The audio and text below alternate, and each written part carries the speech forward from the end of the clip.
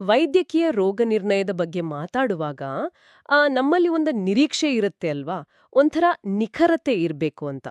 ಉದಾಹರಣೆಗೆ ಕೈ ಮೂಳೆ ಮುರಿದ್ರೆ ಎಕ್ಸ್‌ರೇ ತೆಗೆಸ್ದಾಗ ಆ ಮುರಿದ ಜಾಗ, ಆ ಬಿಳಿಯ ಗೆರೆ ಸ್ಪಷ್ಟವಾಗಿ ಕಣ್ಣಿಗೆ ಕಾಣುತ್ತೆ. ಹೌದು, ಖಂಡಿತ. ವೈದ್ಯರು ಸುಲಭವಾಗಿ ಬೆರಳಿಟ್ಟು ಇಲ್ಲಿದೆ ನೋಡಿ ಸಮಸ್ಯೆ ಅಂತ ಹೇಳ್ಬಿಡ್ತಾರೆ. ಅದೊಂದ್ ರೀತಿಯ ನೆಮ್ಮದಿ ಕೊಡುತ್ತೆ ನಮ್ಗೆ. ಕಣ್ಣಿಗೆ ಕಾಣುವ, ವರ್ಗೀಕರಿಸಬಹುದಾದ ವಿಷಯಗಳು ಅಂದೇ ಇಷ್ಟು. ಆದ್ರೆ ನಾವೀ ಷೇರುಪೇಟೆ, ಹೂಡಿಕೆ ಮತ್ತು ಆರ್ಥಿಕ ಏರಿಳಿತಗಳ ಜಗತ್ತಿಗೆ ಕಾಲಿಟ್ಟ ತಕ್ಷಣ ಆ ಎಕ್ಸ್ರೇ ಮಷೀನ್ ಸಂಪೂರ್ಣವಾಗಿ ಕೆಟ್ಟೋಗುತ್ತೆ. ಅದೇ, ಅಲ್ಲಿ ಎಲ್ಲವೂ ಅಸ್ಪಷ್ಟ. ನಾವ್ ನೋಡ್ತಿರೋ ಈ ರೋಗ ನಿರ್ಣಯದ ಭೂದೃಶ್ಯ ನಿಜಕ್ಕೂ ಗೊಂದಲಮಯವಾಗಿದೆ. ನಿಜ. ಈ ಆರ್ಥಿಕ ಜಗತ್ತು ಬಹಳಷ್ಟು ರಹಸ್ಯಗಳಿಂದ ಮತ್ತು ಗೊಂದಲಗಳಿಂದ ಕೂಡಿದೆ. ಇದನ್ನ ಸಂಪೂರ್ಣವಾಗಿ ರೋಗ ನಿರ್ಣಯದ ಮಂಜುಗಡ್ಡೆ ಅಂತಾನೆ ಕರೆಯಬಹುದು. ಇಲ್ಲಿ ಬಿಳಿಯ ಗೆರೆಗಳಾಗಲಿ ನಿಖರವಾದ ಉತ್ತರಗಳಾಗಲಿ ಇರಲ್ಲ. ಕೇವಲ ಸಾಧ್ಯತೆಗಳು ಮತ್ತು ಅಪಾಯಗಳು ಮಾತ್ರ ಇರುತ್ತೆ. ಹಾಗಾಗಿ ಇಂದಿನ ಈ ಆಳವಾದ ವಿಶ್ಲೇಷಣೆಗೆ ಸ್ವಾಗತ.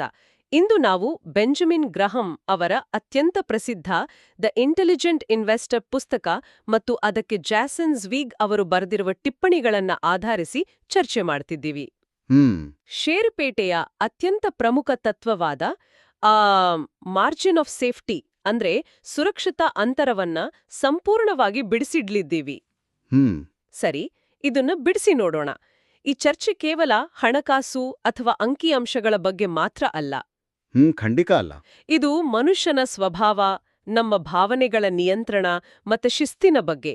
ಹೂಡಿಕೆ ಅನ್ನೋದು ಕೇವಲ ಗಣಿತವಲ್ಲ, ಅದೊಂದು ಭಾವನಾತ್ಮಕ ಶಿಸ್ತು. ಹೌದು. ಮಾರುಕಟ್ಟೆಯಲ್ಲಿ ನಿರಂತರವಾಗಿ ನಡೆಯುವ ಮಾಹಿತಿ ಸ್ಫೋಟ ಮತ್ತು ವಿಪರೀತ ಏರಿಳಿತಗಳ ನಡುವೆ ಹೂಡಿಕೆದಾರರು ತಮ್ಮ ಭಾವನೆಗಳನ್ನು ಹೇಗೆ ನಿಯಂತ್ರಿಸಬಹುದು, ಭದ್ರವಾದ ಬಂಡವಾಳವನ್ನ ಕಟ್ಟಲು ಬೇಕಾದ ದೈನಂದಿನ ಅಭ್ಯಾಸಗಳೇನು ಅನ್ನೋದನ್ನ ಅರ್ಥ ಮಾಡ್ಕೊಳ್ಳೋದು ಇಂದಿನ ನಮ್ಮ ಗುರಿ. ಮತ್ತೆ ಇದೆಲ್ಲವನ್ನೂ ಅರ್ಥ ಮಾಡ್ಕೊಳ್ಳಕ್ಕೆ ನಾವು ಮೊದಲು ಇತಿಹಾಸನ ಕಡೆಗೆ ತಿರುಗಿ ನೋಡಬೇಕು. ಇತಿಹಾಸ ನಮಗೆ ಮನುಷ್ಯನ ಅತಿರೇಕದ ವರ್ತನೆಗಳ ಬಗ್ಗೆ ಬಹಳಷ್ಟು ಪಾಠಗಳನ್ನು ಕಲಿಸುತ್ತೆ. ಇತಿಹಾಸದ ಪಾಠಗಳು, ಮಾರುಕಟ್ಟೆ ಕುಸಿತಗಳು ಏಕೆ ಅಷ್ಟು ಮುಖ್ಯ ಅಂತ ನಾವು ಚರ್ಚಿಸಲೇಬೇಕು. ಐತಿಹಾಸಿಕವಾಗಿ ನೋಡಿದ್ರೆ ಅತಿ ಬುದ್ಧಿವಂತರು ಕೂಡ ಮಾರುಕಟ್ಟೆಯಲ್ಲಿ ಹೇಗೆ ಮರುಳಾಗ್ತಾರೆ ಅನ್ನೋದು ಆಶ್ಚರ್ಯ ತರುತ್ತೆ. ನಿಜ. ನಾವೆಲ್ಲರೂ ಸರ್ ಐಸಾಕ್ ನ್ಯೂಟನ್ ಬಗ್ಗೆ ಓದಿದ್ದೇವಿ. ಗುರುತ್ವಾಕರ್ಷಣೆ ಕಂಡುಹಿಡಿದ ಮಹಾನ್ ವಿಜ್ಞಾನಿ. ಆದ್ರೆ 1720ರ ದಶಕದಲ್ಲಿ ನಡೆದ ಸೌತ್ ಸೀ ಬಬಲ್ ಸಮಯದಲ್ಲಿ ಈ ಬುದ್ಧಿವಂತ ವಿಜ್ಞಾನಿ ಕೂಡ ಜನರ ಹುಚ್ಚುತನಕ್ಕೆ ಬಲಿಯಾದರು. ಹೌದು, ಅವರು ಬರೋಬ್ಬರಿ 20,000 ಪೌಂಡ್ ಕಳ್ಕೊಂಡ್ರು. ಅದು ಇಂದಿನ ಲೆಕ್ಕದಲ್ಲಿ ಸುಮಾರು $3 ಮಿಲಿಯನ್ ಸಮ. ಅಷ್ಟೊಂದು ಬುದ್ಧಿವಂತ ಮನುಷ್ಯ, ಗ್ರಹಗಳ ಚಲನೆಯನ್ನ ಲೆಕ್ಕ ಹಾಕಬಲ್ಲ ಮನುಷ್ಯ ಇಂಥ ಬಲೆಗೆ ಹೇಗೆ ಬಿದ್ರು? ಇದೇ ನೋಡಿ ಮಾನವನ ಮನೋವಿಜ್ಞಾನದ ಅತ್ಯಂತ ರೋಚಕ ಸಂಗತಿ. ನ್ಯೂಟನ್ ಅವರಿಗೆ ಗಣಿತದ ಸೂತ್ರಗಳು ತಿಳಿದಿತ್ತು, ಆದರೆ ಮನುಷ್ಯರ ಹುಚ್ಚುತನವನ್ನಲ್ಲ. ಸೌತ್ ಸಿ ಕಂಪನಿಯ ಷೇರುಗಳು ದಿನೇ ದಿನೇ ಏರುತ್ತಿದ್ದಾಗ ನ್ಯೂಟನ್ ಅವರ ಸ್ನೇಹಿತರೆಲ್ಲರೂ ವಿಪರೀತ ಶ್ರೀಮಂತರಾಗ್ತಾ ಇದ್ರು. ಓಹೋ, ಇಲ್ಲಿ ಕೆಲಸ ಮಾಡಿದ್ದು ತರ್ಕವಲ್ಲ, ಬದಲಾಗಿ ಹೊಟ್ಟೆ ಕಿಚ್ಚು ಮತ್ತು ದುರಾಸೆ. ತನ್ನ ಸುತ್ತಲಿನ ಸಾಮಾನ್ಯ ಜನರೆಲ್ಲ ಶ್ರೀಮಂತರಾಗ್ತಿರುವಾಗ ತಾನು ಮಾತ್ರ ಹಿಂದೆ ಉಳಿಯಬಾರದು ಅನ್ನೋ ಆತಂಕ. ಅದೇ ಫೋಮೋ ಅಂತೀವಲ್ಲ, ಆ ಥರ. ಹೌದು. ಇದೇ ಆತಂಕ ಅವರನ್ನ ಅತಿ ಹೆಚ್ಚಿನ ಬೆಲೆಗೆ ಸೇರಿಕೊಳ್ಳುವಂತೆ ಮಾಡಿತು ಮತ್ತು ಆ ಬಬಲ್ ಒಡೆದಾಗ ಅವರು ಎಲ್ಲವನ್ನೂ ಕಳ್ಕೊಂಡ್ರು. ಅಂದ್ರೆ ತರ್ಕಕ್ಕಿಂತ ಭಾವನೆಗಳು ಎಷ್ಟೊಂದು ಪ್ರಬಲವಾಗಿದೆ ಅನ್ನೋದು ಇಲ್ಲಿ ಸ್ಪಷ್ಟವಾಗತ್ತೆ. ಇದಾದ ನಂತರ 1929ರ ಮಹಾ ಆರ್ಥಿಕ ಕುಸಿತ ಮತ್ತೆ ಇತ್ತೀಚಿನ 2000 ಇಸ್ವಿಯ .com ಕುಸಿತ ಕೂಡ ಇದೇ ರೀತಿಯ ಪಾಠಗಳನ್ನ ಕಲಿಸಿವೆ ಅಲ್ವಾ? ಖಂಡಿತ. ಈ .com ಕುಸಿತದ ಲೆಕ್ಕಾಚಾರವನ್ನ ನೋಡಿದ್ರೆ ನಿಜಕ್ಕೂ ಬೆಚ್ಚಿ ಬೀಳುವಂತಿದೆ. 1990ರ ದಶಕದ ಕೊನೆಯಲ್ಲಿ ಮಾರುಕಟ್ಟೆಗೆ ಬಂದ ಟೆಕ್ ಷೇರುಗಳು ಕೇವಲ ಒಂದೆರಡು ವರ್ಷಗಳಲ್ಲಿ 95% ಮೌಲ್ಯ ಕಳ್ಕೊಂಡವು. 95% ನಷ್ಟ? ಇದನ್ನ ಸ್ವಲ್ಪ ವಿವರಿಸೋಣ. ಅಂದ್ರೆ ಒಂದು ವೇಳೆ ₹100 ಹೂಡಿಕೆ ಮಾಡಿದ್ರೆ ಅದು ಕೇವಲ ₹5ಗೆ ಬಂದ್ ನಿಂತಿತ್ತಾ? ಇಲ್ಲಿ ಕೇಳೋಕೆ ಆಶ್ಚರ್ಯವಾಗುವ ವಿಷಯ ಏನಂದ್ರೆ ಆ ಕಳೆದುಕೊಂಡ ಹಣವನ್ನ ಮರಳಿ ಗಳಿಸುವುದು ಎಷ್ಟು ಕಷ್ಟ ಅನ್ನೋದು. ಇಲ್ಲಿರುವ ಗಣಿತದ ಸೂತ್ರ ಬಹಳ ಕ್ರೂರವಾಗಿದೆ. ಒಮ್ಮೆ ಬಂಡವಾಳದಲ್ಲಿ 95% ಹಣ ಕಳೆದುಕೊಂಡರೆ, ಅಂದ್ರೆ ಆ ₹100 ₹5 ಆದರೆ, ಈಗ ಮತ್ತೆ ಹಿಂದಿನ ಸ್ಥಿತಿಗೆ ಅಂದ್ರೆ ₹100ಗೆ ಮರಳಲು ಆ ₹5 ಮೇಲೆ ₹95 ಲಾಭ ಮಾಡಬೇಕು. ಹೌದು. ಇದರ ಅರ್ಥ ₹1900 ಲಾಭ ಮಾಡಬೇಕು. ಕೇವಲ ಮೊದಲಿನ ಸ್ಥಿತಿಗೆ ಬರಲು 1900% ಲಾಭ ಗಳಿಸುವುದು ಮಾರುಕಟ್ಟೆಯಲ್ಲಿ ಬಹುತೇಕ ಅಸಾಧ್ಯ. ಅಬ್ಬಾ. ಇದೇ ಕಾರಣಕ್ಕೆ ಮಾರುಕಟ್ಟೆಯಲ್ಲಿ ಹಣ ಮಾಡುವುದಕ್ಕಿಂತ ನಷ್ಟವನ್ನ ತಡೆಯುವುದು ಅತ್ಯಂತ ಮುಖ್ಯ ಅನ್ನೋದು ಬೆಂಜಮಿನ್ ಗ್ರಹಾಂ ಅವರ ಮೂಲಮಂತ್ರ. 1900 ಲಾಭ ಮಾಡೋದು ಖಂಡಿತ ಅಸಾಧ್ಯದ ಮಾತು. ಇದು ಗಂಟೆಗೆ 130 ಮೈಲ್ ವೇಗದಲ್ಲಿ ಕಾರು ಚಲಾಯಿಸುವ ಉದಾಹರಣೆಯನ್ನ ನೆನಪಿಸುತ್ತೆ. ಅಷ್ಟು ವೇಗವಾಗಿ ಕಾರು ಓಡಿಸಿದ್ರೆ ನಾವು ಬೇಗ ಗಮ್ಯಸ್ಥಾನ ತಲುಪಬಹುದು ಅಂದುಕೊಳ್ಳುವುದು ಒಂದು ಭ್ರಮೆಯಲ್ವಾ? ನಿಖರವಾಗಿ. ಬಹುಶಃ 10 ನಿಮಿಷ ಸಮಯ ಉಳಿಯಬಹುದು. ಆದ್ರೆ ಏನಾದ್ರೂ ಸಣ್ಣದೊಂದು ಕಲ್ಲು ಸಿಕ್ಕಿ ಅಪಘಾತವಾದ್ರೆ ಆಟ ಅಲ್ಲಿಗೆ ಮುಗಿಯಿತು. ನಮ್ಮ ಜೀವವೇ ಹೋದ ಮೇಲೆ ಉಳಿಸಿದ ಆ 10 ನಿಮಿಷಕ್ಕೆ ಏನು ಬೆಲೆ? ಷೇರುಪೇಟೆಯೂ ಹಾಗೇ ಅಲ್ವಾ? ವೇಗವಾಗಿ ಶ್ರೀಮಂತರಾಗುವ ಆಸೆಯಲ್ಲಿರುವ ಬಂಡವಾಳವನ್ನೆಲ್ಲ ಕಳೆದುಕೊಂಡ್ರೆ ಮತ್ತೆ ಆಟವಾಡಲು ಹಣವೇ ಇರಲ್ಲ. ಅದೇ, ವೇಗಕ್ಕಿಂತ ಸುರಕ್ಷತೆ ಮುಖ್ಯ. ಇತಿಹಾಸದಲ್ಲಿ ಜನರು ಏಕೆ ಇಷ್ಟೊಂದು ಹಣ ಕಳೆದುಕೊಂಡ್ರು, ನ್ಯೂಟನ್ರಂತಹ ವಿಜ್ಞಾನಿ ಏಕೆ ವಿಫಲರಾದರು ಅಂದ್ರೆ ಅವರು ನಿಜವಾದ ಅರ್ಥದಲ್ಲಿ ಹೂಡಿಕೆ ಮಾಡ್ತಿರ್ಲಿಲ್ಲ. ಬದಲಾಗಿ ಸಟ್ಟ ವ್ಯಾಪಾರ ಅಥವಾ ಸ್ಪೆಕ್ಯುಲೇಟಿಂಗ್ ಮಾಡ್ತಾ ಇದ್ರು. ಒಂದು ನಿಮಿಷ. ಷೇರುಪೇಟೆಯಲ್ಲಿ ದುಡ್ಡು ಹಾಕಿ ಷೇರು ಕೊಂಡ ತಕ್ಷಣ ಅವರೆಲ್ಲರೂ ಹೂಡಿಕೆದಾರರಾಗ್ವಲ್ವಾ? ಈ ಹೂಡಿಕೆ ಮತ್ತೆ ಸಟ್ಟ ವ್ಯಾಪಾರದ ನಡುವಿನ ಗಡಿರೇಖೆ ಯಾವುದು? ಇದನ್ನ ಹೇಗ್ ಗುರ್ತಿಸೋದು? ಬೆಂಜಮಿನ್ ಗ್ರಹಾಂ ಅವರು ಇದಕ್ಕೆ ಅತ್ಯಂತ ಸ್ಪಷ್ಟವಾದ ಮತ್ತೆ ಕಟ್ಟುನಿಟ್ಟುವ ವ್ಯಾಖ್ಯಾನವನ್ನ ಕೊಟ್ಟಿದ್ದಾರೆ. ಅವರ ಪ್ರಕಾರ ಹೂಡಿಕೆ ಅಂದ್ರೆ 3 ಪ್ರಮುಖ ಷರತ್ತುಗಳನ್ನ ಪೂರೈಸಬೇಕು. ಮೊದಲನೆಯದು ಆಳವಾದ ವಿಶ್ಲೇಷಣೆ. ಅಂದ್ರೆ ಆ ಕಂಪನಿ ಏನ್ ಮಾಡುತ್ತೆ, ಅದರ ಲಾಭ ನಷ್ಟಗಳೇನೋ ಅನ್ನೋದರ ಸಂಪೂರ್ಣ ಅಧ್ಯಯನ. ಎರಡನೇದು ಅಸಲಿನ ಸುರಕ್ಷತೆ. ಅಂದ್ರೆ ನಾವಾಕಿದ ಮೂಲ ಬಂಡವಾಳ ಕಳೆದು ಹೋಗ್ಬಾರದು. ಸರಿ. ಮತ್ತೆ ಮೂರನೇದು ಸಮರ್ಪಕ ಲಾಭ. ಇಲ್ಲಿ ಅತಿ ಹೆಚ್ಚು ಲಾಭದ ನಿರೀಕ್ಷೆ ಇರಬಾರದು, ಬದಲಾಗಿ ವಾಸ್ತವಿಕವಾದ ಲಾಭ ಮಾತ್ರ ಇರಬೇಕು. ಈ 3 ಅಂಶಗಳಿಲ್ಲದ ಯಾವುದೇ ಕ್ರಿಯೆ ಕೇವಲ ಸಟ್ಟಾ ವ್ಯಾಪಾರ ಅಥವಾ ಜೂಜಾಟ. ಇಲ್ಲಿ ವಿಷಯ ನಿಜಕ್ಕೂ ಆಸಕ್ತಿದಾಯಕವಾಗುತ್ತೆ. ಅಂದ್ರೆ ಷೇರುಗಳೆಂದ್ರೆ ಕೇವಲ ಮೊಬೈಲ್ ಪರದೆಯ ಮೇಲಿನ ಏರಿಳಿತ ಕಾಣುವ ಸಂಖ್ಯೆಗಳಲ್ಲ, ಅವು ನೈಜ ವ್ಯವಹಾರವೊಂದರ ಪಾಲುದಾರಿಕೆ. ಹೌದು. ನಾವು ಒಂದು ವ್ಯವಹಾರದ ಭಾಗವಾಗ್ತಿದ್ದೀವಿ ಅನ್ನೋ ಅರಿವಿರಬೇಕು. ಪರದೆಯ ಮೇಲಿನ ಹಸಿರು ಮತ್ತೆ ಕೆಂಪು ಬಣ್ಣಗಳನ್ನ ನೋಡಿ ಆಟವಾಡುವುದಲ್ಲ. ಖಂಡಿತ. ಮಾರುಕಟ್ಟೆಯನ್ನ ಕೇವಲ ಒಂದು ಕ್ಯಾಸಿನೋ ತರ ನೋಡುವವರೆಗೆ ಗ್ರಹಾಂ ಒಂದು ಸ್ಪಷ್ಟವಾದ ಎಚ್ಚರಿಕೆ ಕೊಡ್ತಾರೆ. ಮನುಷ್ಯನಿಗೆ ಜೂಜಾಡುವ ಅಥವಾ ಅದೃಷ್ಟ ಪರೀಕ್ಷಿಸುವ ತುಡಿತ ಸಹಜವಾಗಿರುತ್ತೆ. ಯಾರಿಗಾದ್ರೂ ಅಂಥ ಊಹಾಪೋಹದ ಆಟವಾಡ್ಲೇಬೇಕು ಅನ್ನೋ ತುಡಿತವಿದ್ರೆ ತಮ್ಮ ಒಟ್ಟು ಬಂಡವಾಳದ ಕೇವಲ 10% ಕಡಿಮೆ ಹಣವನ್ನ ಮ್ಯಾಡ್ ಮನಿ ಖಾತೆಯಲ್ಲಿ ಪ್ರತ್ಯೇಕವಾಗಿಡಬೇಕು. ಮ್ಯಾಡ್ ಮನಿ ಅಂದ್ರೆ ಆ ಹಣವನ್ನ ಸಂಪೂರ್ಣವಾಗಿ ಕಳೆದುಕೊಂಡ್ರೂ ಜೀವನಕ್ಕೆ ಯಾವುದೇ ತೊಂದರೆ ಆಗ್ಬಾರ್ದು ಅನ್ನೋ ಮನಸ್ಥಿತಿ ಇರಬೇಕು. ಆದರೆ ಇದನ್ನ ಎಂದಿಗೂ ತಮ್ಮ ಭವಿಷ್ಯದ ನೈಜ ಹೂಡಿಕೆಯ ಖಾತೆಯೊಂದಿಗೆ ಬೆರೆಸಬಾರ್ದು. ಸರಿ. ಸಟ್ಟ ವ್ಯಾಪಾರದಿಂದ ದೂರ ಇರಬೇಕು ಅನ್ನೋದು ಸ್ಪಷ್ಟವಾಯ್ತು. ನಾವು ಕಟ್ಟುನಿಟ್ಟಾಗಿ ಹೂಡಿಕೆ ಮಾಡಲು ಸಿದ್ಧರಾಗಿದ್ದೀವಿ ಅಂತ ಇಟ್ಕೊಳ್ಳೋಣ. ಆದ್ರೆ ನಾವು ಎಷ್ಟೇ ವಿಶ್ಲೇಷಣೆ ಮಾಡಿದ್ರೂ ಭವಿಷ್ಯವನ್ನ ಯಾರೂ ಊಹಿಸಲು ಸಾಧ್ಯವಿಲ್ಲವಲ್ಲ? ಹೌದು, ಯಾರಿಗೂ ಗೊತ್ತಿರಲ್ಲ. ಕೋವಿಡ್ನಂತಹ ಸಾಂಕ್ರಾಮಿಕ ರೋಗ ಬರಬಹುದು ಅಥವಾ ಯುದ್ಧ ಶುರುವಾಗಬಹುದು. ಇಂತಹ ಅನಿರೀಕ್ಷಿತ ಮಾರುಕಟ್ಟೆ ಕುಸಿತಗಳಿಂದ ನಮ್ಮ ನೈಜ ಹೂಡಿಕೆಯನ್ನ ರಕ್ಷಿಸುವ ಆ ಅಂತಿಮ ರಕ್ಷಾ ಕವಚ ಯಾವುದು? ಅದೇ ಈ ಇಡೀ ಪುಸ್ತಕದ ಕೇಂದ್ರ ಬಿಂದು, ಮಾರ್ಜಿನ್ ಆಫ್ ಸೇಫ್ಟಿ ಅಥವಾ ಸುರಕ್ಷತಾ ಅಂತರ. ಇದು ಕೇವಲ ಒಂದು ಪದವಲ್ಲ, ಇದು ಯಶಸ್ವಿ ಹೂಡಿಕೆಯ ಅಡಿಪಾಯ. ನೀವು ಹೇಳಿದಂತೆ ಭವಿಷ್ಯದಲ್ಲಿ ಏನಾಗುತ್ತೆ ಅಂತ ನಿಖರವಾಗಿ ಊಹಿಸಲು ಜಗತ್ತಿನಲ್ಲಿ ಯಾರಿಗೂ ಸಾಧ್ಯವಿಲ್ಲ. ನಿಜ. ನಮ್ಮ ವಿಶ್ಲೇಷಣೆಗಳು ಎಷ್ಟೇ ನಿಖರವಾಗಿದ್ರೂ ವಾಸ್ತವದಲ್ಲಿ ತಪ್ಪಾಗುವ ಸಾಧ್ಯತೆಗಳೇ ಹೆಚ್ಚು. ಹಾಗಾಗಿ ಒಂದು ಷೇರಿನ ನೈಜ ಮೌಲ್ಯಕ್ಕೂ ಮತ್ತು ಮಾರುಕಟ್ಟೆಯಲ್ಲಿ ಅದು ಮಾರಾಟವಾಗುತ್ತಿರುವ ಬೆಲೆಗೂ ಇರುವ ವ್ಯತ್ಯಾಸವೇ ಈ ಸುರಕ್ಷತಾ ಅಂತರ. ಇದನ್ನೇ ವಾರೆನ್ ಬಫೆಟ್ ಅವರು ಸೇತುವೆಯ ಉದಾಹರಣೆಯ ಮೂಲಕ ಬಹಳ ಚೆನ್ನಾಗಿ ವಿವರಿಸ್ತಾರೆ ಅಲ್ವಾ? ಹೌದು, ಅದ್ಭುತವಾದ ಉದಾಹರಣೆ ಅದು. ಒಂದು 10,000 ಪೌಂಡ್ ತೂಕದ ಲಾರಿ ಹೋಗ್ಬೇಕಾದ್ರೆ ಇಂಜಿನಿಯರ್ಗಳು ಕೇವಲ 10,000 ಪೌಂಡ್ ತಡೆಯುವ ಸೇತುವೆಯನ್ನ ಕಟ್ಟುದಿಲ್ಲ. ಬದಲಾಗಿ 30,000 ಪೌಂಡ್ ಭಾರ ತಡೆಯುವ ಸಾಮರ್ಥ್ಯವಿರುವ ಸೇತುವೆಯನ್ನ ನಿರ್ಮಿಸ್ತಾರೆ. ಯಾಕೆಂದ್ರೆ ನಾಳೆ ಆ ಲಾರಿಯಲ್ಲಿರುವ ಸರಕು ಸ್ವಲ್ಪ ಹೆಚ್ಚಾಗಬಹುದು, ಅಥವಾ ಸೇತುವೆ ಕಟ್ಟುವಾಗ ಬಳಸಿದ ಕಬ್ಬಿಣ ಸ್ವಲ್ಪ ಕಳಪೆಯಾಗಿರಬಹುದು, ಅಥವಾ ಹವಾಮಾನದಿಂದ ಸೇತುವೆ ಸ್ವಲ್ಪ ದುರ್ಬಲವಾಗಿರಬಹುದು. ಕರೆಕ್ಟ್. ಆ ಎಲ್ಲಾ ತಪ್ಪುಗಳನ್ನ, ಅನಿರೀಕ್ಷಿತ ಘಟನೆಗಳನ್ನ ತಡೆಯಲು ಆ ಹೆಚ್ಚಿನ ಸಾಮರ್ಥ್ಯ ಬೇಕು. ಇದೇ ಸುರಕ್ಷಾ ಅಂತರ ಅಲ್ವಾ? ಅದ್ಭುತವಾದ ಹೋಲಿಕೆ. ನಮ್ಮ ಲೆಕ್ಕಾಚಾರದ ತಪ್ಪುಗಳನ್ನ ಮತ್ತೆ ಮಾರುಕಟ್ಟೆಯ ಅನಿರೀಕ್ಷಿತ ಹೊಡೆತಗಳನ್ನ ಹೀರ್ಕೊಳ್ಳು ನಮಗೆ ಈ ಆರ್ಥಿಕ ಸೇತುವೆಯಲ್ಲಿ ಅಂತರ ಬೇಕೇ ಬೇಕು. ನಾವು ಲೆಕ್ಕ ಹಾಕಿದ ಮೌಲ್ಯಕ್ಕಿಂತ ಷೇರಿನ ಬೆಲೆ ತೀರಾ ಕಡಿಮೆ ಇದ್ದಾಗ ಮಾತ್ರ ಅದನ್ನ ಕೊಳ್ಬೇಕು. ಆದ್ರೆ ಇಲ್ಲೊಂದು ಪ್ರಶ್ನೆ ಬರುತ್ತೆ. ಒಂದು ಕಂಪನಿ ಅತ್ಯಂತ ಶ್ರೇಷ್ಠ ಕಂಪನಿಯಾಗಿರುತ್ತೆ, ಪ್ರತಿ ವರ್ಷವೂ ಲಾಭ ಮಾಡ್ತಿರುತ್ತೆ. ಅಂಥ ಕಂಪನಿಯ ಷೇರನ್ನ ನಾವು ಎಷ್ಟೇ ಹೆಚ್ಚು ಬೆಲೆ ಕೊಟ್ಟುಕೊಂಡ್ರೂ ಅದು ಒಳ್ಳೆಯ ಹೂಡಿಕೆ ಅಲ್ಲವೇ? ಆ ಒಳ್ಳೆಯ ಕಂಪನಿ ಅಂದ್ರೆ ಒಳ್ಳೆಯ ಹೂಡಿಕೆ ತಾನೇ? ಇಲ್ಲ, ಖಂಡಿತವಾಗಿಯೂ ಇಲ್ಲ. ಇದೇ ಬಹಳ ಜನ ಮಾಡುವ ದೊಡ್ಡ ತಪ್ಪು. ಬೆಲೆಯೇ ಅಪಾಯದ ಮೂಲ. ಅತ್ಯುತ್ತಮ ಕಂಪನಿಯ ಷೇರನ್ನ ಅತಿ ಹೆಚ್ಚು ಬೆಲೆಗೆ ಕೊಂಡ್ರೆ ಅದು ಕೆಟ್ಟ ಹೂಡಿಕೆಯಾಗತ್ತೆ. ಓಹೋ. ಯಾಕೆಂದ್ರೆ ಅಲ್ಲಿ ಸುರಕ್ಷತಾ ಅಂತರ ಇರಲ್ಲ. ನೀವು ಲೆಕ್ಕ ಹಾಕಿದ ಭವಿಷ್ಯದ ಲಾಭದಲ್ಲಿ ಸಣ್ಣ ವ್ಯತ್ಯಾಸವಾದ್ರೂ ಆ ಷೇರಿನ ಬೆಲೆ ಪಾತಾಳಕ್ಕೆ ಕುಸಿಯುತ್ತೆ. ಬೆಲೆ ಎಷ್ಟರ ಮಟ್ಟಿಗಿರಬೇಕು ಅಂದ್ರೆ ಭವಿಷ್ಯದಲ್ಲಿ ಆ ಕಂಪನಿಯ ಆದಾಯ ನಿರೀಕ್ಷೆಗಿಂತ ಕಡಿಮೆ ಆದ್ರೂ ಹೂಡಿಕೆದಾರರಿಗೆ ದೊಡ್ಡ ನಷ್ಟವಾಗಬಾರದು. ಸರಿ, ಸುರಕ್ಷತಾ ಅಂತರದ ಪ್ರಾಮುಖ್ಯತೆ ಅರಿವಾಯ್ತು. ಬೆಲೆ ಕಡಿಮೆ ಇದ್ದಾಗ ಕೊಳ್ಳಬೇಕು ಅನ್ನೋದು ತಾರ್ಕಿಕವಾಗಿ ಸರಿ ಎನಿಸುತ್ತೆ. ಆದ್ರೆ ಇಂದಿನ ದಿನಗಳಲ್ಲಿ ಮಾರುಕಟ್ಟೆಯಲ್ಲಿ ಒಂದು ಕಂಪನಿಯ ಅಥವಾ ಷೇರಿನ ನೈಜ ಮೌಲ್ಯವನ್ನ ಅಳೆಯೋದು ಹೇಗೆ? ಕೇವಲ ಗಾಳಿಯಲ್ಲಿ ಲೆಕ್ಕ ಹಾಕಲು ಸಾಧ್ಯವಿಲ್ಲವಲ್ಲ. ಅದಕ್ಕೇನಾದ್ರೂ ನಿರ್ದಿಷ್ಟ ವಿಧಾನಗಳಿವೆಯಾ?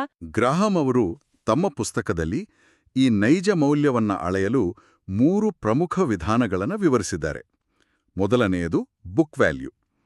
ಅಂದ್ರೆ ಕಂಪನಿಯ ಒಟ್ಟು ಆಸ್ತಿಯಿಂದ ಅದರ ಒಟ್ಟು ಸಾಲವನ್ನ ಕಳೆದಾಗ ಉಳಿಯುವ ಮೌಲ್ಯವೇ ಬುಕ್ ವ್ಯಾಲ್ಯೂ. ಸರಿ. ಒಂದು ಷೇರಿನ ಮಾರುಕಟ್ಟೆ ಬೆಲೆಯು ಅದರ ಬುಕ್ ವ್ಯಾಲ್ಯೂಗಿಂತ 1.5 ಪಟ್ಟು ಮೀರಬಾರದು ಅನ್ನೋದು ಅವರ ಒಂದು ನಿಯಮ. ಆದ್ರೆ ಇಲ್ಲಿ ಒಂದು ಅನುಮಾನ ಬರುತ್ತೆ. ಬುಕ್ ವ್ಯಾಲ್ಯೂ ಅನ್ನೋದು ಕೇವಲ ಅಕೌಂಟಿಂಗ್ ಪುಸ್ತಕದಲ್ಲಿರುವ ಅಂಕಿಅಂಶ. ಉದಾಹರಣೆಗೆ, ಒಂದು ಕಂಪನಿಯ ಬಳಿ ಹಳೆಯ ಕಾರ್ಖಾನೆಗಳಿವೆ, ಹಳೆಯ ಯಂತ್ರಗಳಿವೆ. ಪುಸ್ತಕದಲ್ಲಿ ಅದರ ಬೆಲೆ ಕೋಟ್ಯಾಂತರ ರೂಪಾಯಿ ಇರಬಹುದು. ಹೌದು. ಆದ್ರೆ ನಾಳೆ ಆ ಕಂಪನಿ ಮುಚ್ಚಿ ಅದನ್ನ ಮಾರಾಟ ಮಾಡಲು ಹೋದ್ರೆ ಯಾರೂ ಆ ಹಳೆಯ ಯಂತ್ರಗಳನ್ನ ಕೊಳ್ಳುವುದಿಲ್ವಲ್ಲ. ಆಗ ಬುಕ್ ವ್ಯಾಲ್ಯೂ ಕೇವಲ ಭ್ರಮೆ ಆಗಲ್ವಾ? ನಿಮ್ಮ ಪ್ರಶ್ನೆ ಅತ್ಯಂತ ಸಮಂಜಸವಾಗಿದೆ. ಬುಕ್ ವ್ಯಾಲ್ಯೂ ಕೆಲವೊಮ್ಮೆ ಹಳೆ ಆಸ್ತಿಗಳಿಂದಾಗಿ ವಾಸ್ತವಕ್ಕೆ ದೂರವಾಗಿರಬಹುದು. ಅದಕ್ಕಾಗಿಯೇ ಗ್ರಾಹಂ ಅವರು ಎರಡನೆಯ, ಇನ್ನೂ ಹೆಚ್ಚು ಕಟ್ಟುನಿಟ್ಟಿನ ವಿಧಾನವನ್ನ ಪರಿಚಯಿಸ್ತಾರೆ. ಅದೇ ನೆಟ್ಸ್ ವಿಧಾನ. ನೆಟ್ಸ್ ಇದೇನ್ ಹೊಸ ಪದ? ಇದನ್ನ ಹೇಗೆ ಲೆಕ್ಕ ಹಾಕೋದು? ಇದು ಸ್ವಲ್ಪ ತಾಂತ್ರಿಕವಾಗಿದೆ, ಆದರೆ ಬಹಳ ಶಕ್ತಿಯುತವಾಗಿದೆ. ಇದರಲ್ಲಿ ಕಂಪನಿಯ ಕಾರ್ಖಾನೆ, ಯಂತ್ರಗಳಂತಹ ಸ್ಥಿರ ಆಸ್ತಿಗಳನ್ನ ಸಂಪೂರ್ಣವಾಗಿ ನಿರ್ಲಕ್ಷಿಸಲಾಗುತ್ತೆ. ಓ, ಹಾಗಾದ್ರೆ ಏನನ್ನ ಲೆಕ್ಕಕ್ಕೆ ತಗೊಳ್ತಾರೆ? ಕೇವಲ ಕಂಪನಿಯ ಪ್ರಸ್ತುತ ಆಸ್ತಿಗಳನ್ನ, ಅಂದ್ರೆ ಬ್ಯಾಂಕ್ನಲ್ಲಿರುವ ನಗದು ಹಣ, ಬ್ಯಾಂಕ್ ಬ್ಯಾಲೆನ್ಸ್ ಮತ್ತೆ ಸಿದ್ಧವಿರುವ ಸರಕುಗಳನ್ನು ಮಾತ್ರ ಲೆಕ್ಕಕ್ಕೆ ತೆಗೆದುಕೊಳ್ಳಲಾಗುತ್ತೆ. ಈ ಪ್ರಸ್ತುತ ಆಸ್ತಿಗಳಿಂದ ಕಂಪನಿಯ ಒಟ್ಟು ಸಾಲಗಳನ್ನ ಮತ್ತು ಹೊಣೆಗಾರಿಕೆಗಳನ್ನ ಕಳೆದಾಗ ಉಳಿಯುವ ಮೌಲ್ಯ. ಮಾರುಕಟ್ಟೆಯಲ್ಲಿ ಷೇರಿನ ಬೆಲೆ ಈ ಮೌಲ್ಯಕ್ಕಿಂತಲೂ ಕಡಿಮೆ ಇದ್ರೆ ಅದು ನೆಟ್ ಹೂಡಿಕೆ. ಅಂದ್ರೆ ಕಂಪನಿಯು ತನ್ನ ಎಲ್ಲಾ ಸಾಲಗಳನ್ನ ತೀರಿಸಿದ ಮೇಲೂ ಉಳಿಯುವ ಕೇವಲ ನಗದು ಹಣಕ್ಕಿಂತಲೂ ಇಡೀ ಕಂಪನಿಯ ಮಾರುಕಟ್ಟೆ ಮೌಲ್ಯ ಕಡಿಮೆ ಇರುತ್ತೆ. ಇದು ಹೇಗೆ ಸಾಧ್ಯ? ಕಾಂವಸ್ ಟೆಕ್ನಾಲಜಿಯ ಉದಾಹರಣೆ ಇದೆ ಅಲ್ವಾ? ಹೌದು, ನಿಖರವಾಗಿ. ಆ ಕಂಪನಿಯ ಶೇರ್ ಬೆಲೆ ಎಷ್ಟು ಕುಸಿದಿತ್ತು ಅಂದ್ರೆ ಕಂಪನಿಯ ಬ್ಯಾಂಕ್ ಖಾತೆಯಲ್ಲಿದ್ದ ನಗದು ಹಣಕ್ಕಿಂತಲೂ ಇಡೀ ಕಂಪನಿಯ ಮಾರುಕಟ್ಟೆ ಮೌಲ್ಯ ಕಡಿಮೆಯಾಗಿತ್ತು. ಅಂದ್ರೆ ಆ ಶೇರ್ ಕೊಂಡವರಿಗೆ ಆ ಕಂಪನಿಯ ನೈಜ ವ್ಯವಹಾರ ಉಚಿತವಾಗಿ ಸಿಕ್ಕಂತೆ ಲೆಕ್ಕ. ಆದ್ರೆ ಮಾರುಕಟ್ಟೆ ಇಂತಹ ಅವಕಾಶಗಳನ್ನ ಏಕೆ ಕೊಡುತ್ತೆ? ಮಾರುಕಟ್ಟೆಯಲ್ಲಿ ತೀವ್ರವಾದ ಭಯ ಮತ್ತು ಹತಾಶೆ ಆವರಿಸಿದಾಗ ಮಾತ್ರ ಇಂಥ ಅವಕಾಶಗಳು ಸೃಷ್ಟಿಯಾಗುತ್ತೆ. ಜನರು ಯಾವುದೇ ತರ್ಕವಿಲ್ಲದೆ ಎಲ್ಲವನ್ನೂ ಮಾರಾಟ ಮಾಡಲು ಮುಂದಾದಾಗ ಬೆಲೆಗಳು ಈ ಮಟ್ಟಕ್ಕೆ ಕುಸಿಯುತ್ತೆ. ಇನ್ನು 3ನೇ ವಿಧಾನವನ್ನ ವಾರೆನ್ ಬಫೆಟ್ ಅವರು ಜನಪ್ರಿಯಗೊಳಿಸಿದ್ರು. ಅದುವೇ ಓನರ್ ಅರ್ನಿಂಗ್ಸ್ ಅಥವಾ ಮಾಲೀಕನ ಗಳಿಕೆ. ಮಾಲೀಕನ ಗಳಿಕೆ ಅಂದ್ರೆ ಕೇವಲ ಲಾಭದ ಅಂಕಿಅಂಶ ಅಲ್ವಾ? ಕಂಪನಿಯ ನಿವ್ವಳ ಲಾಭವನ್ನು ನೋಡಿದ್ರೆ ಸಾಲ್ದೆ? ಇಲ್ಲ, ಕೇವಲ ಲಾಭವನ್ನು ನೋಡುವುದು ಬಹಳ ಅಪಾಯಕಾರಿ. ಯಾಕೆಂದ್ರೆ ಅಕೌಂಟಿಂಗ್ ನಿಯಮಗಳ ಪ್ರಕಾರ ತೋರಿಸುವ ಲಾಭಕ್ಕೂ ವಾಸ್ತವದಲ್ಲಿ ಕಂಪನಿಯ ಬಳಿ ಉಳಿಯುವ ನಗದು ಹಣಕ್ಕೂ ಬಹಳ ವ್ಯತ್ಯಾಸವಿರುತ್ತೆ. ಹೇಗೆ? ಒಂದು ಉದಾಹರಣೆ ಕೊಡ್ತೀರಾ? ಖಂಡಿತ. ಉದಾಹರಣೆಗೆ ಸವಕಳಿ ಅಥವಾ ಡಿಪ್ರೆಸಿಯೇಷನ್. ಒಂದು ಯಂತ್ರದ ಬೆಲೆ ಕಡಿಮೆ ಆಗುವುದನ್ನ ಲಾಭದಿಂದ ಕಳೆಯಲಾಗುತ್ತೆ, ಆದರೆ ಅದು ನಿಜವಾದ ನಗದು ಖರ್ಚಲ್ಲ. ಹಾಗಾಗಿ ನಿವ್ವಳ ಲಾಭಕ್ಕೆ ಈ ಸವಕಳಿಯನ್ನ ಮರಳಿ ಸೇರಿಸಬೇಕು. ನಂತರ ಭವಿಷ್ಯದಲ್ಲಿ ವ್ಯವಹಾರವನ್ನು ಮುಂದುವರಿಸಲು ಪ್ರತಿ ವರ್ಷ ಹೊಸ ಯಂತ್ರಗಳಿಗೆ ಅಥವಾ ತಂತ್ರಜ್ಞಾನಕ್ಕೆ ಹಾಕಬೇಕಾದ ಬಂಡವಾಳ ವೆಚ್ಚವನ್ನು ಕಳಿಬೇಕು. ಈ ಲೆಕ್ಕಾಚಾರದ ನಂತರ ಉಳಿಯುವ ನೈಜ ನಗದು ಹರಿವು ಆ ಮಾಲೀಕನ ನಿಜವಾದ ಗಳಿಕೆ. ಇದನ್ನ ನಾವು ವಿಶಾಲ ದೃಷ್ಟಿಕೋನಕ್ಕೆ ಜೋಡಿಸಿದ್ರೆ ಕೇವಲ ಕಾಗದದ ಮೇಲಿನ ಲಾಭವನ್ನು ನಂಬಬಾರದು. ಕಂಪನಿಗೆ ನೈಜವಾಗಿ ಎಷ್ಟು ನಗದು ಬರ್ತಿದೆ ಮತ್ತೆ ಎಷ್ಟು ನಗದು ಹೊರಹೋಗ್ತಿದೆ ಅನ್ನೋದನ್ನ ನೋಡ್ಬೇಕು. ಅದೇ ಮುಖ್ಯ. ಹಾಗೆ ಕಂಪನಿಯ ಪ್ರಸ್ತುತ ಆಸ್ತಿಗಳು ಅದರ ಪ್ರಸ್ತುತ ಹೊಣೆಗಾರಿಕೆಗಳಿಗಿಂತ ಕನಿಷ್ಠ ದುಪ್ಪಟ್ಟಿರಬೇಕು ಅನ್ನೋದನ್ನ ಕೂಡ ಪುಸ್ತಕ ಒತ್ತಿ ಹೇಳುತ್ತೆ.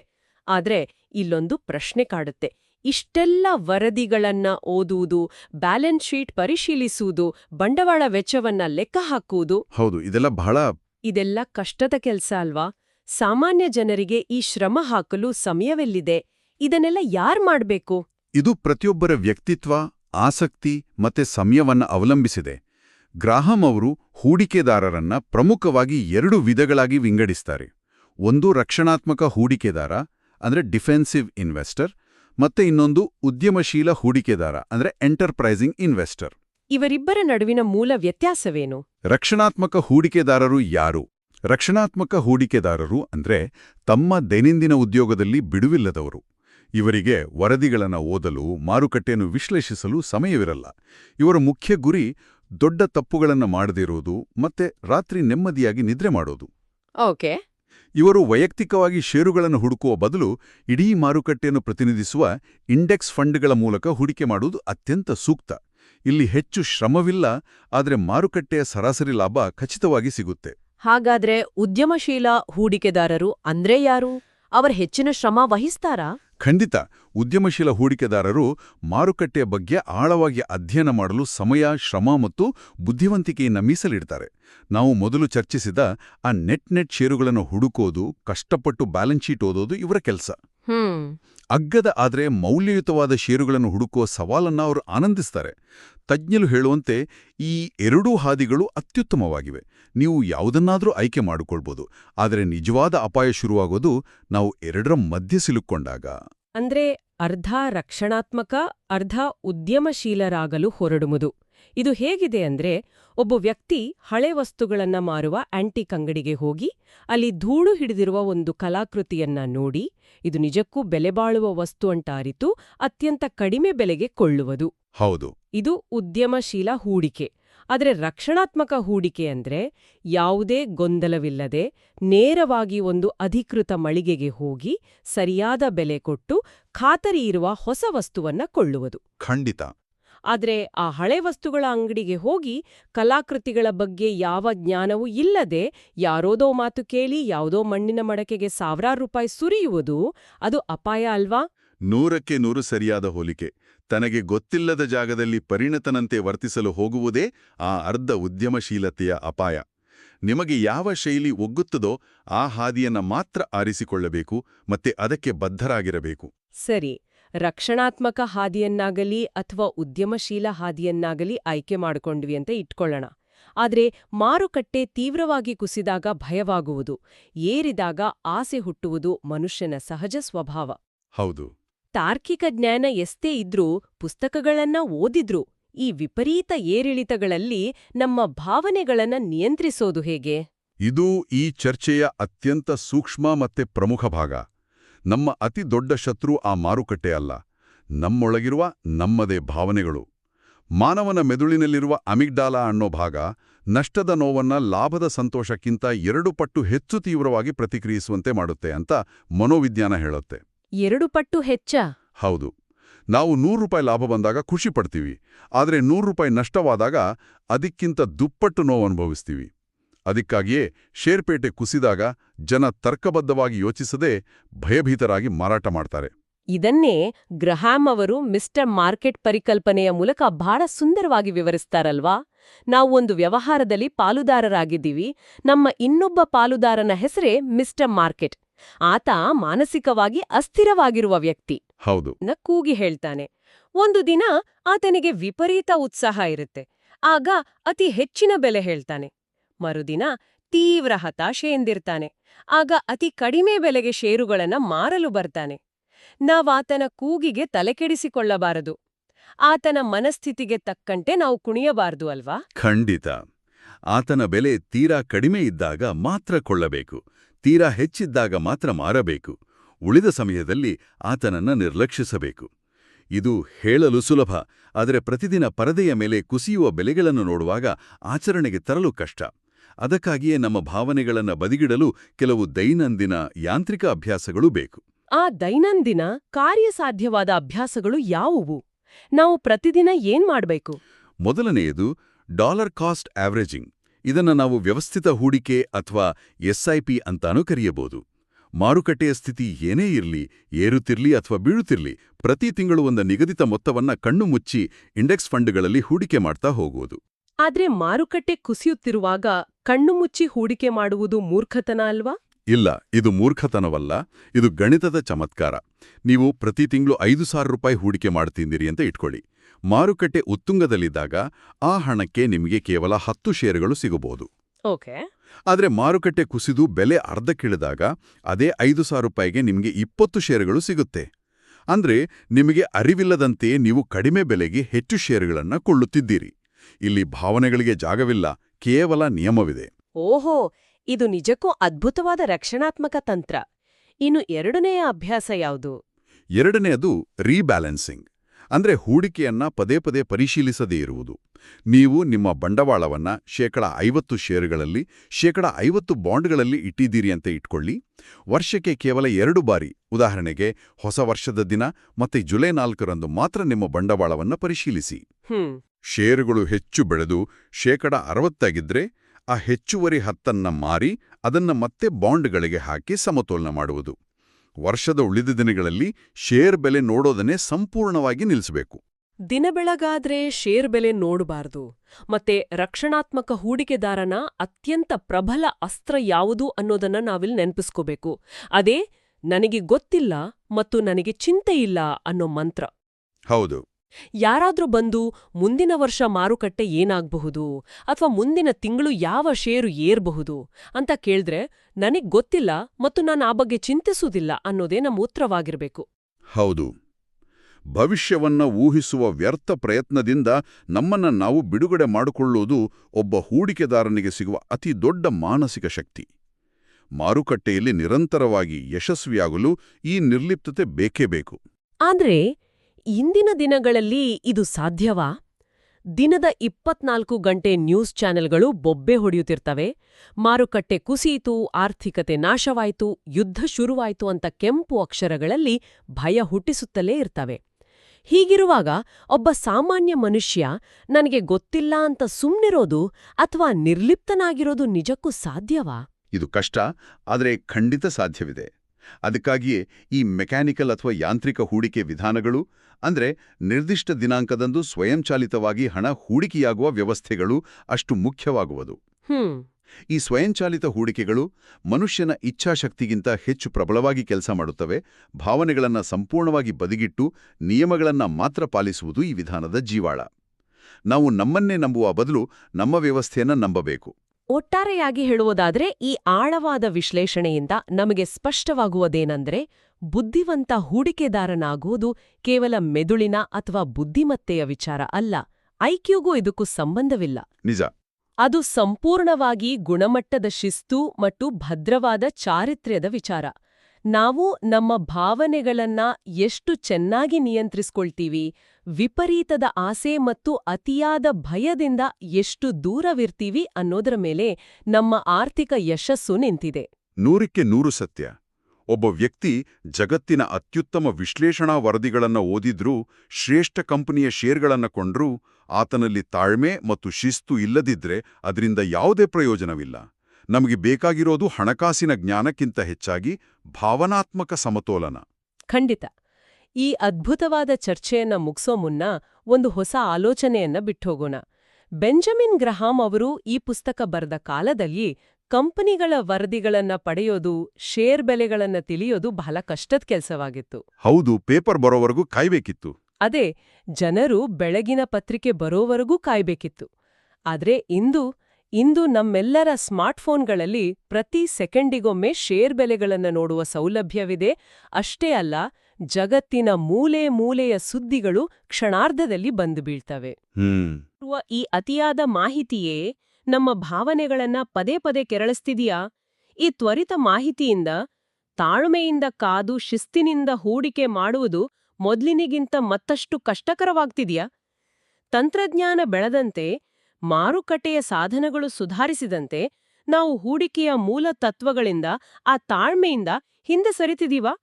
ಇದು ಪ್ರತಿಯೊಬ್ಬರೂ ತಮ್ಮನ್ನ ತಾವೇ ಕೇಳ್ಕೊಳ್ಬೇಕಾದ ಪ್ರಶ್ನೆ. ಇದೊಂದು ಬಹಳ ಗಂಭೀರವಾದ ಮತ್ತೆ ನಮ್ಮ ದೈನಂದಿನ ಬದುಕಿಗೆ ಹತ್ತಿರವಾದ ಚಿಂತನೆ. ಮಾಹಿತಿ ಹೆಚ್ಚಾದಷ್ಟು ಜ್ಞಾನ ಹೆಚ್ಚಾಗಬೇಕು. ಆದರೆ ವಾಸ್ತವದಲ್ಲಿ ಗೊಂದಲಗಳು ಮತ್ತೆ ಆತಂಕಗಳು ಹೆಚ್ಚಾಗ್ತಾ ಇವೆ. ಹೌದು. ಆರಂಭದಲ್ಲಿ ನಾವು ಆ ಮುರಿದ ಮೂಳೆಯ ಎಕ್ಸ್ರೇ ಬಗ್ಗೆ ಮಾತಾಡಿದ್ವು ನೆನ್ಪಿದ್ಯಾ? ನಮ್ಮ ಕೈಯಲ್ಲಿರುವ ಈ ಸ್ಮಾರ್ಟ್ಫೋನ್ಗಳು ಆ ಎಕ್ಸ್ರೇ ಮಷೀನನ್ನ ಸರಿಪಡಿಸುವ ಬದಲು ಆ ಚಿತ್ರವನ್ನ ಮತ್ತಷ್ಟು ಅಸ್ಪಷ್ಟಗೊಳಿಸ್ತಿವೆ, ಕೃತಕವಾಗಿ ಭಯವನ್ನ ಸೃಷ್ಟಿಸ್ತಿವೆ ಅನ್ಸುತ್ತೆ. ಖಂಡಿತವಾಗಿಯೂ. ಆದ್ರೆ ಆ ಮಂಜುಗಡ್ಡೆಯಂತಹ ಅಸ್ಪಷ್ಟತೆಯ ನಡುವೆಯೂ ನಮಗೆ ದಾರಿದೀಪವಾಗಿ ಸ್ಪಷ್ಟವಾಗಿ ಕಾಣುವುದು ಒಂದೇ ಒಂದು ತತ್ವ. ಅದುವೇ ಮಾರ್ಜಿನ್ ಆಫ್ ಸೇಫ್ಟಿ ಅಥವಾ ಸುರಕ್ಷತಾ ಅಂತರ. ಈ ಒಂದು ತತ್ವವನ್ನ ಗಟ್ಟಿಯಾಗಿ ಹಿಡಿದು ನಡೆದ್ರೆ ಮಾರುಕಟ್ಟೆಯಲ್ಲಿ ಎಷ್ಟೇ ಬಿರುಗಾಳಿ ಬಂದ್ರೂ ನಮ್ಮ ಹೂಡಿಕೆಯ ನಾವೇ ಖಂಡಿತವಾಗಿಯೂ ಸುರಕ್ಷಿತ ದಡ ಸೇರುತ್ತೆ. ಇದು ಇಂದಿನ ಆಳವಾದ ವಿಶ್ಲೇಷಣೆ. ಮುಂದಿನ ಬಾರಿ ಮತ್ತೊಂದು ಹೊಸ ವಿಷಯದೊಂದಿಗೆ ಭೇಟಿಯಾಗೋಣ.